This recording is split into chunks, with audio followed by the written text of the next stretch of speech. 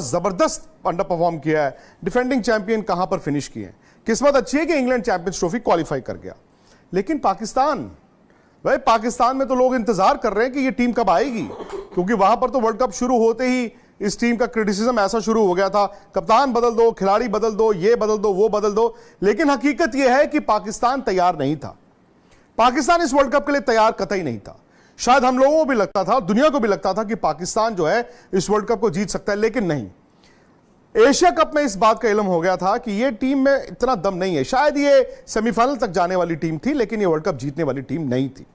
और पाकिस्तान का दुश्मन खुद पाकिस्तान था, क्योंकि वो नूरा कुश्ती लड़ते रहे। जब आप नूरा कुश्ती लड़ते हैं तो आपको यह अंदाजा नहीं होता कि सामने वाला पहलवान कितना मजबूत है, और जब आपको सामने वाला पहलवान दिखता है तो फिर आप डर के ही रहते हैं और उससे मुकाबला नहीं कर पाते। वो हल्की टीमों के साथ अपनी वनडे क्रिकेट खेल रहे थे। बड़ी टीम भी जब आती थी तो बड़ी टीम अपने खिलाड़ियों को आराम दे देती थी। तो आप ये नहीं समझ पाए कि दुनिया कहां है, और ये नहीं समझ पाया पाकिस्तान की वो कहां है। दूसरी बात, इन्होंने इन मुकाबलों को इस्तेमाल भी नहीं किया जैसे बाकी टीमों ने किया। आप कभी रोटेट करते हैं, बड़े खिलाड़ी को आराम देते हैं, फिर दो यंगस्टर्स को ट्राई करते हैं। भाई दुनिया कहती है पाकिस्तान ये क्या टीम लेकर आया, हम कहते हैं भाई यही तो उनके पास है, हमें तो नहीं पता इनके पास और कौन से खिलाड़ी हैं। इसलिए नहीं पता क्योंकि इन्होंने खिलाड़ियों को इस्तेमाल ही नहीं किया। हमें पता ही नहीं चलेगा कि कौन से खिलाड़ी में इंटरनेशनल क्रिकेट खेलने की कैपेबिलिटी थी और किस में नहीं थी। बट उससे ज्यादा इंपॉर्टेंट चीज यह है कि पाकिस्तान की इस हार का जिम्मेदार कौन है। क्या वो सिर्फ बाबर आजम है? क्या उन्हीं पर आप उन्हीं के सर पर हार का ये ठीकरा फोड़ देंगे, या फिर उनके बाकी स्टार प्लेयर्स हैं जो बड़ी बड़ी बातें करके बड़े बड़े नाम लेकर आए पर इस वर्ल्ड कप में काम ऐसा नहीं किया जहां पर वो अपनी टीम को वर्ल्ड कप छोड़िए मैच भी नहीं जिता पाए। पाकिस्तान कुल मिला के 4 मैच जीता है। एक मैच उन्होंने श्रीलंका को हराया जहां पर उन्होंने 350 चेज किए। श्रीलंका कमजोर था बट फिर भी आपने 350 चेज किए। फिर उन्होंने नेदरलैंड्स को हराया, ठीक है हल्की टीम थी, बड़ी टीमों से वो हारते रहे। फिर उनके हाथ बांग्लादेश लगा। बांग्लादेश और इस मुकाबले में यह था कि ज्यादा खराब जो खेलेगा वो हार जाएगा, वो बांग्लादेश हार गया। फिर वो न्यूजीलैंड का एक मैच अच्छा जीते जहां पर वो 400 खाने के बाद उन्होंने छोटे मैच में डकवर्थ लुइस में जाके वो मैच जीत लिया। कोई फखर जमान, इवन बाबर आजम। अब सवाल यह है कि वो इंग्लैंड के मैच में आए थे कि 287 रनों के मार्जिन से जीतना है। तब मोमेंट इंग्लैंड ने टॉस जीता, कहा जी हम पहले बैटिंग कर रहे हैं। डियर दोस्तों, आपने देखा कि पाकिस्तान की ओवरऑल वर्ल्ड कप में जिस तरह से परफॉर्मेंस रही, इससे यही साबित होता है कि पाकिस्तान को वर्ल्ड कप से बाहर ही रहना चाहिए, क्योंकि पाकिस्तान अपने हर शोबे में फेल हो चुका था। पाकिस्तान की ना बैटिंग चल रही थी, ना बॉलिंग चल रही थी, ना फील्डिंग। तो ऐसी टीम को कोई हक नहीं बनता कि वो सेमीफाइनल के लिए क्वालिफाई करे। अगर ये टीम अगर सेमीफाइनल में क्वालिफाई कर जाती तो ये किसी और टीम के लिए नाइंसाफ़ी होती। तो चलें विक्रांत गुप्ता का ये रिएक्शन देखते हैं कि वो पाकिस्तान की टीम की परफॉर्मेंस के बारे में मज़ीद क्या कहते हैं। और उससे पहले अगर आप हमारे चैनल पर नए हैं तो हमारे चैनल को सब्सक्राइब करें, लाइक करें, शेयर करें और बेल आइकन को दबाना मत भूलिएगा, ताकि हमारी आने वाली हर वीडियो आपको बर वक्त मिल सके। पाकिस्तान वहां पर खत्म हो चुका था। मैं पहले भी कहता था कि 287 रन छोड़िए, पाकिस्तान जीत तो ले, क्योंकि यह साफ था कि जब आपका कैंपेन इस तरह का चल रहा होता है तो आप बस दिन गिनते हैं कि चलो यार बस। और उनकी टीम बिखरी हुई थी। यह मैदान में भी दिख रहा था कि बाबर शायद उस दबाव को हैंडल नहीं कर पाए। एक तो हार का दबाव, और दूसरा शायद जो वर्ल्ड कप शुरू होते ही पाकिस्तान में जो कोरस शुरू हो गया पुराने खिलाड़ियों का, वो खिलाड़ी जो उनके साथ भी खेले थे, या मीडिया का हटा दो हटा दो हटा दो हटा दो, आसान नहीं होता। अब सवाल यह है कि बाबर ने रन बनाए 320। इस वर्ल्ड कप में वो टॉप 20 रन गेटर्स में नहीं है, जबकि उस वर्ल्ड कप में आए थे मुकाबला विराट कोहली का करने का, कि विराट बेहतर या बाबर, डिबेट ये था। अब बाबर के लिए कप्तान के तौर पर, बैट्समैन के तौर पर यह वर्ल्ड कप बड़ा जरूरी था। लेकिन कभी कभी क्या होता है कि आपकी एक जब आपका फील्ड खराब चले, यानी कि फर्ज कीजिए बैटिंग खराब चले, उसकी रिफ्लेक्शन आपकी कप्तानी में दिखती है, या आपकी कप्तानी खराब चले, आपकी टीम अच्छा नहीं कर रही, उसकी रिफ्लेक्शन आपकी बैटिंग में दिखती है। रिजवान ने भी कुछ नहीं किया। रिजवान ने पहले मैच में, वो श्रीलंका वाले मैच में जो ऐसा जबरदस्त 100 बनाया, उसके बाद उन्होंने कुछ नहीं किया। ये तो फखर जमान ने वो जो 2 पारी खेल दी, उनकी टीम यहां तक आ गई, नहीं तो ये भी दिक्कत थी। अब फिर उन्होंने शफलिंग बहुत की, इनके पास स्पिनर्स नहीं थे। 2020 में तो चल जाता है, आपके पास अच्छे फास्ट बॉलर हैं, स्पिनर बीच में आके 8 ओवर डाल देते हैं। और ये चूंकि ज्यादातर खिलाड़ी दुनिया भर की लीग्स 2020 की खेलते हैं, ये 50 ओवर के लिए तैयार नहीं थे। अब सवाल है शाहीन अफरीदी और हारिस रऊफ का। नसीम शाह जब बाहर हुए तो भाई ये कहा गया कि क्या होगा, ये तिकड़ी आई थी भाई। नसीम शाह, शाहीन अफरीदी, हारिस रऊफ इस वर्ल्ड कप में आए थे कि दुनिया में इस तरह की तिकड़ी नहीं है। हम लोगों ने भी ये गलती की थी, उनको ओवर एस्टिमेट कर लिया था। अब देखिए ना, बुमराह, सिराज और शमी जिस तरह से गेंद डाल रहे हैं, क्या मुकाबला भी है। शाहीन अफरीदी की 18 विकेटें हैं इस वर्ल्ड कप में, 18 विकेटें एक वर्ल्ड कप में, यानी कि अभी भी वो टॉप विकेट टेकिंग लिस्ट में है। लेकिन 3 विकेटें हैं अफरीदी की, सिर्फ 3 विकेटें नई बॉल के साथ। अरे तेज गेंदबाज अगर नई गेंद के साथ विकेटें नहीं लेगा तो उनकी टीम कैसे जीतेगी। अगर आपकी सिर्फ 3 विकेटें हैं नई गेंद के साथ, बाकी 15 तो आपने नीचे जाके ली हैं।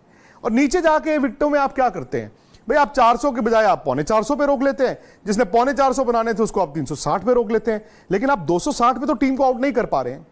हारिस रऊफ की पेस की बात होती थी, जितना तेज वो डालते थे उतना तेज उनकी पिटाई होती थी। कभी 26 रन आप पहले ओवर में खा रहे हैं, कभी 15 रन पहले ओवर में खा रहे हैं, कभी पहले ओवर में आपको 2 छक्के पड़ रहे हैं, कभी 4 चौके पड़ रहे हैं, कभी आप वाइडे कर रहे हैं। यार ये फास्ट बॉलर का काम नहीं होता। यहां पे इंडिया से कंपेयर करें, बुमराह और सिराज नया बॉल डालते हैं, मोहम्मद शमी जब वन चेंज आते हैं पहले ओवर में एक आउट कर देते हैं। हारिस रऊफ खोल देते थे, जो ऑलरेडी खुला होता था हारिस रऊफ उसको भी खोल देते थे। अब उसमें भी क्या कप्तान की जिम्मेदारी है? क्या शाहीन अफरीदी और हारिस रऊफ अगर नई गेंद पर विकेटें नहीं ले रहे, वो भी कप्तान की जिम्मेदारी है? Mohammad Waseem junior by default उनको खेलने को मिला, क्योंकि हसन अली को कभी खिलाते थे। मोहम्मद वसीम जूनियर ने आके एक इंपैक्ट बनाया है। इसका मतलब है पाकिस्तान के पास नीचे अच्छे फास्ट बॉलर्स होंगे, लेकिन क्या उनको तैयार किया जा रहा है? जो फैक्ट्री इनकी हुआ करती थी तेज गेंदबाजों की, क्या अभी भी वो फैक्ट्री चल रही है या फिर उस फैक्ट्री पर ताला लग गया है? स्पिनर्स तो बड़ी हैरानी की बात है, पाकिस्तान के पास है ही नहीं। पाकिस्तान अच्छे लेग स्पिनर्स भी निकालता था, पाकिस्तान के पास ऑफ स्पिनर्स होते थे।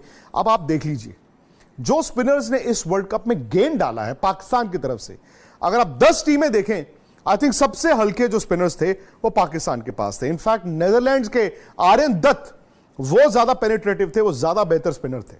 तो जब आपके पास सब कॉन्टिनेंट टीम होने के बावजूद इंडिया में आप आते हैं, फास्ट बॉलर आपके चल नहीं रहे, स्पिनर आपके पास है नहीं, आप वर्ल्ड कप कहां से जीतोगे? हां, यह जरूर है कि बाबर आजम की कप्तानी भी बहुत डिफेंसिव थी।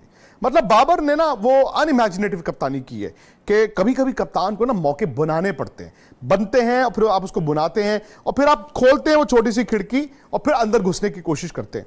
बाबर तो जब भी 15 मिनट उनकी जरूरत थी कप्तानी की, वो नहीं कर पाए। शायद बल्ले से उनके जो एशिया कप में रन्स ड्राई हुए नेपाल के 150 के बाद, वो एक रीजन हो सकता है। लेकिन मेरा यह भी अभी मानना है कि सिर्फ बाबर आजम की कप्तानी से ये वर्ल्ड कप नहीं हारे हैं। हां, बाबर आजम के रन ना बनना वो एक वजह है। 320 रन में 4 हाफ सेंचुरीज हैं। इसका मतलब वो उस तरह की बैटिंग नहीं कर पाए जहां पर उनकी टीम जीत सकती थी। रिजवान का भी वो 100 निकाल दें, कहां है रन? बाकी अब्दुल्ला शफीक प्रॉमिसिंग स्टार्ट, बिल्कुल फ्लॉप।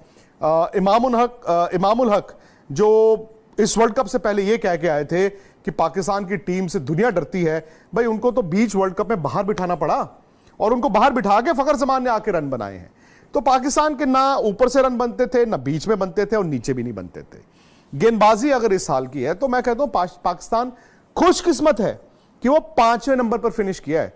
वो इसलिए खुशकिस्मत है कि 5वें नंबर पर फिनिश किया है क्योंकि इंग्लैंड ने और भी टोला क्रिकेट खेली है। भाई इंग्लैंड अगर थोड़ा सा भी 2 मैच और जीतता तो सेमीफाइनल खेल रहा होता। सो ये खुशकिस्मती है पाकिस्तान की। वो ये कहेंगे अपने फैंस को कि देखिए जी हम 5 नंबर पर फिनिश किए हैं, बस इतनी सी एक और जीत हो जाती तो हम सेमीफाइनल में होते। नहीं, वो गलत है, वो झूठ है। ये टीम आखिरी 4 के लायक शायद थी, लेकिन एशिया कप में इस तरह डिरेल हुई कि एशिया में भी 4थे नंबर पर थी। सो इस टीम से एक्सपेक्टेशंस थी। हालांकि इस टीम ने कभी कुछ नहीं कहा। मेरा यह भी मानना है कि जो बहानेबाजी की बात होती थी कि जी गेंद बदल दी, पिच बदल दी, ये नहीं हुआ, वो भी जिम्मेदार है। बिकॉज जब आप इस तरह से करते हैं ना, रोना शुरू करते हैं, तो उससे फायदा नहीं होता, उससे नुकसान होता है, उससे आप दुश्मन ही बनाते हैं। और शायद पाकिस्तान की टीम थोड़ा बेहतर खेलती, 2 मैच और जीतती, सेमीफाइनल खेल रही होती, लेकिन ये टीम, मैंने बार बार जैसे कहा है, वर्ल्ड कप नहीं जीत सकती थी। अब सवाल यह है कि पाकिस्तान अपनी टीम के साथ क्या करेगा?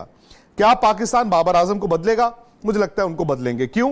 क्योंकि एशिया में यह हमने देखा है, वर्ल्ड कप जब टीम हार जाती है ना, तो हर कोई अपने अपनी जिम्मेदारी से भागता है। सबसे आसान तरीका होता है कुर्बानी चढ़ा दो किसकी? कप्तान की। भाई इसने सब गलत किया, भाई इसने ही टीम मांगी थी, इसने ये किया था, इसने वो किया था, सारा उस पर जिम्मेदारी डाल दो और बाकी जो है वो सब उस तरह से चलते रहेंगे। हकीकत यह है कि there system is not good enough. तो पाकिस्तान का कैंपेन खत्म हो गया, इंग्लैंड का कैंपेन तो उससे भी बुरा था। इंग्लैंड की खुशकिस्मत ये थी चैंपियंस ट्रॉफी में क्वालिफाई कर गए, लेकिन